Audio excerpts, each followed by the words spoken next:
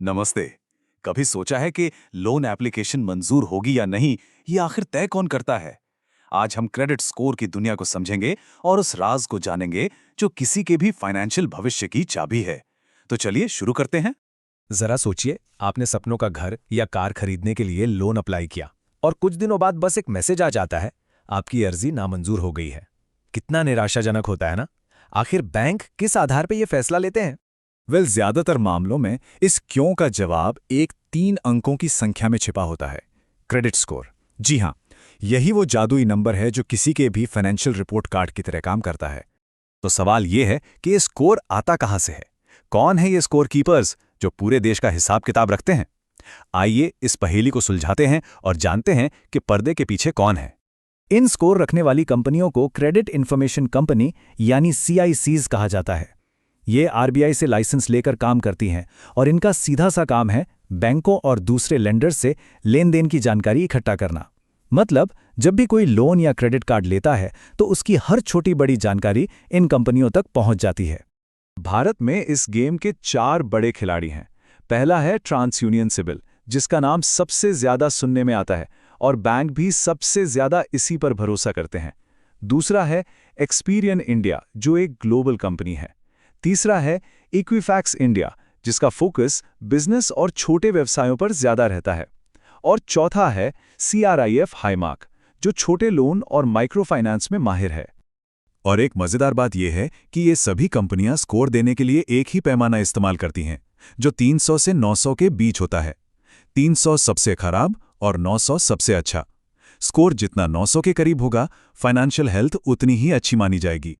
ठीक है, तो अब हम स्कोर और इसे बनाने वाली कंपनियों को जान गए हैं। तो चलिए अब उस दस्तावेज को समझते हैं जिसमें ये सारी जानकारी होती है, यानी क्रेडिट रिपोर्ट। आखिर बैंक इसमें ऐसा क्या देखते हैं? किसी की भी क्रेडिट रिपोर्ट में कई जरूरी हिस्से होते हैं। इसमें पर्सनल जानकारी होती है, सारे लोन और क्रेडिट कार्ड का पूरा हिसाब किताब होता है, EMI समय पर चुकाई गई है या नहीं, इसका पूरा ब्यौरा होता है। अगर कोई रकम बाकी है तो वो भी दर्ज होती है। और हाँ, हाल ही में कितनी बार लोन के लिए पूछा गया है, ये भी इसमें लिखा होता है। अब बात करते हैं उन गलतियों की जो स्कोर को सबसे ज्यादा नुकसान पहुंचाती हैं। सबसे पहली और सबसे बड़ी गलती है EMI में देरी। सिर्फ एक दिन की भी देरी रिपोर्ट पर एक ऐसा लाल निशान छोड़ सकती है जो सालों तक बना रहता है। दूसरी आम समस्या है हाई क्रेडिट यूटिलाइजेशन।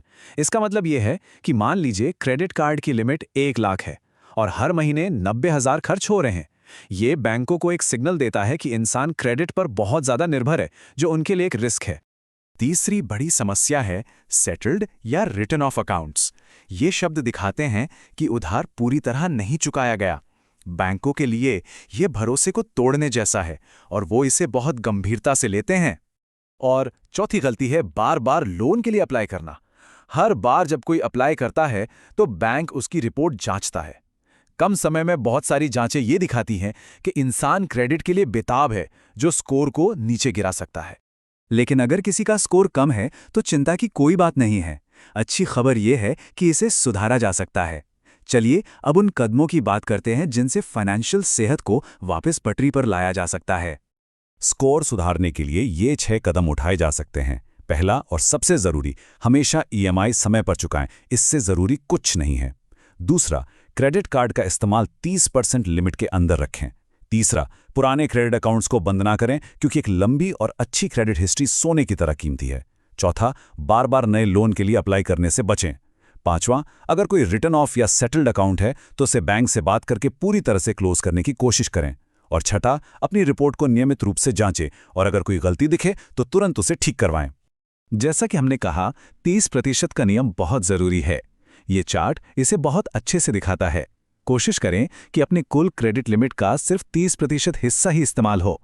ये दिखाता है कि आप क्रेडिट को जिम्मेदारी से मैनेज कर रहे हैं, उस पर निर्भर नहीं हैं। तो अब हम जानते हैं कि स्कोर कैसे काम करता है और उसे कैसे सुधारना है। लेकिन क्या लोन सिर्फ एक नंबर देखकर मिल जाता है? नहीं, असल कहानी इस नंबर से कहीं ज्यादा गहरी है। बैंक सिर्फ स्कोर नहीं देखते, वे पूरी कहानी देखते हैं। क्या पेमेंट समय पर होती है, नौकरी स्थिर है या नहीं, आमदनी और मौजूदा कर्ज में कितना संतुलन है, क्या अभी भी कोई पेमेंट बाकी है। यह सभी चीजें मिलकर फैसला लेने में मदद करती हैं। तो लक्ष्य क्या होना चाहिए? ज़्यादातर बैंक 750 या उससे ज़्यादा के स्कोर को बहुत अच्छा मानते हैं। इस लेवल पर ना सिर्फ लोन अप्रूवल के चांस बढ़ते हैं, बल्कि बेहतर ब्याज दरें भी मिल सकती हैं। और अगर स्कोर 800 से ऊपर है तो आप एक फाइनेंशियल सुपरस्टार हैं। ये दिखाता है कि क्रेडिट हिस्ट्री शानदार है और आप पर आंख बंद करके भरोसा किया जा सकता है। आखिर में एक सवाल पर सोचते हैं, क्या एक क्रेडिट स्कोर सच में किसी की फाइनेंशियल जिम्मेदारी की पूरी कहानी बता सकता है? ये हमारे वित्तीय अनुशासन का आईना है या सिर्फ एक खेल? इस पर जरूर सोचिएगा। अगर आपको इस जानकारी से मदद मिली हो तो इसे लाइक और शेयर करें ताकि और लोगों तक ये पहुंच सके। और ऐसे ही फाइनेंशियल विषयों को आसानी से समझने के लिए सब्सक्राइब करना ना भूलें। धन्यवाद।